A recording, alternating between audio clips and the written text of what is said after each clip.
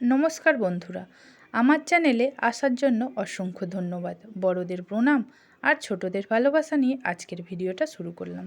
তো চলো, আজকে জয় মঙ্গলবার ব্রত রেখেছি, তাই সকাল সকাল উঠে সব কাজ সেরে স্নান পুজোটাও সেরে ফেলেছি। তো দেখো, গপুকেও স্নান করিয়ে দিয়েছি। আজকে গপুকে কলা আর আমি আম দিয়েছি।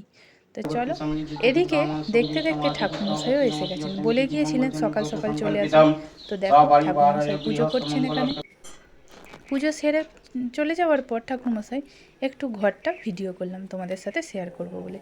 তো কেমন হয়েছে অবশ্যই জানিও। তারপরে পুজো পাঠ সারা হয়ে গেল, ওইদিকে সমস্ত ঝামেলা মিটে গেল।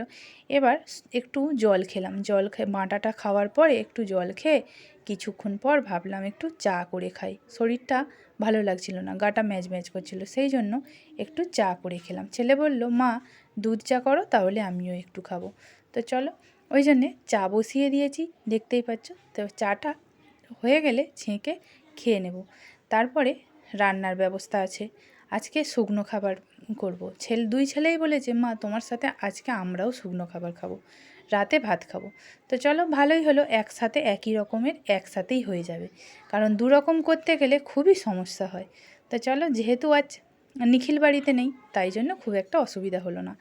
তারপরে দেখো, বলতে বলতে আমি এইদিকে চলে এসেছি রান্না করতে। তো এখানে আমি আজকে লুচি করব। তো লুচি করব বলে একটু আটা ময়দা মিক্স করে আমি আজকে লুচি করব। তো ব্যাপারটা হচ্ছে, পরোটা করব ভেবেছিলাম, তারপরে বললো যখন লুচি করতে, তাই জন্য লুচিটাই করে নিলাম। তো এক এক করে লুচি ভেজে ঝুড়িতে তুলে নিলাম। যত ভাবি তেলের জিনিস খাবো না, কিন্তু তেলের জিনিসই বেশি খাওয়া হয়ে যায়। যত ভাবি যে কোনো মানে এতে যে কোনো রান্নাতে একটু তেল কম দিয়ে খাবো, সে আর মানে করতে পারি না। তারপরে দেখো, এখানে এটা কি ল্যাচ্চা না কি বলে জানি না, আমাদের ওয়াইফাই রিচার্জ করে প্রত্যেকবারেই কিছু না কিছু দেয়। তো এবারে দিয়েছে ল্যাচ্চা। তাই ছেলে বলল যে, মা আজকে যেহেতু লুচি হচ্ছে, তাহলে একটু ল্যাচ্চা বানিয়ে ফেলো। তো জানি না বানাতে, কি করব, সেই জন্য একটু ইউটিউব দেখে মানে ট্রাই করলাম আর কি। তো খারাপ লাগেনি, খেয়ে দেখলাম ভালোই হয়েছে। যখন রান্না করছিলাম মনে হচ্ছে যেন ঝালাপালা রান্না করছি। তো দেখো, চারিদিকে যেন ঝালাপালা উঠে আছে ওপর দিকে। তো মানে সেরকম কোনো ব্যাপার নয়, গরম দুধ ফুটিয়ে তারপরে তুমি ওটা ওর মধ্যে দিয়ে দেবে। আগের দিনের একটু ছানা কাটানো ছিল।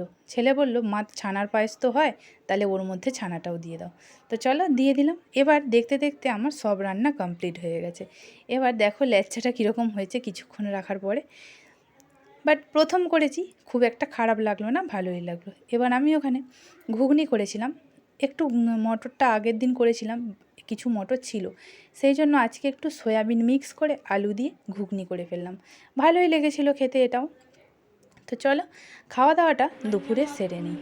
একসাথে সবাই বসে খেলে ভালোই লাগে, তাই না? তো দুই ছেলে রেডি করলাম, ওদের দুজনকে খেতে দিয়ে তারপরে আমি খাবো, সেই জন্য আমারটা রেডি করিনি। কী বলো তো, তোমরা তো যারা আমার রেগুলার ভিডিও দেখো, তারা তো জানোই যে ছোটো ছেলে না একদম হাতে তুলে খায় না। এটা নিয়ে খুব সমস্যা হয়। 7.5 বছর বয়স হয়ে গেল, এখনও কিন্তু হাতে তুলে কিছু খায় না। তো চলো, ওকে খাইয়ে দিই আর খাওয়া দাওয়াটা কমপ্লিট করে নিই। তারপরে এখানে দেখো বিকাল হয়ে গেছে। বিকালে একটু ভাবলাম, সকাল থেকে তো সময় একদমই পাইনি আলতা পরতে, তো একটু আলতা পরে নিই। ছেলেকে বললাম, একটু আলতাটা পরি, তুই একটু ভিডিও করে রাখ। সেটাও তোমাদের সাথে শেয়ার করবো। সবটা শেয়ার করলাম, আর এটাই বা শেয়ার করবো না কেন বলো? তো চলো, আজ এখানেই এই পর্যন্তই। সকাল থেকে ভিডিওটা চলছে। ভিডিওটা যদি ভালো লেগে থাকে অবশ্যই লাইক কমেন্ট করে যেও। আর আমার চ্যানেলে যদি নতুন হয়ে থাকো, অবশ্যই চ্যানেলটাকে সাবস্ক্রাইব করে পাশে থেকো। তো চলো, আবার দেখা হবে অন্য একটা ভিডিওতে আগামীকাল। তো ততক্ষণ পর্যন্ত ভালো থাকো, সুস্থ থেকো, আর বাড়ির সবাইকে ভালো রেখো। তো আজকে এখানেই বিদায় নিচ্ছি। সবাইকে বলি টাটা।